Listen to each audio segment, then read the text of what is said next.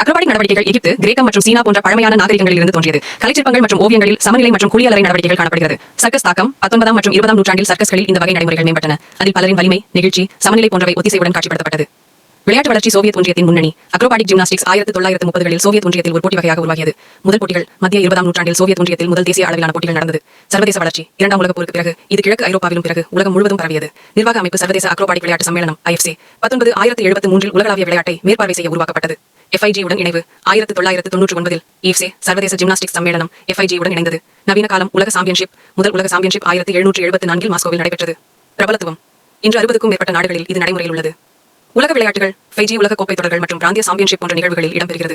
முக்கிய அம்சங்கள் பிரிவுகள்: ஆண்கள் ஜோடி, பெண்கள் ஜோடி, கலவை ஜோடி, பெண்கள் குழு, ஆண்கள் குழு ஆகிய 5 பிரிவுகளை கொண்டுள்ளது.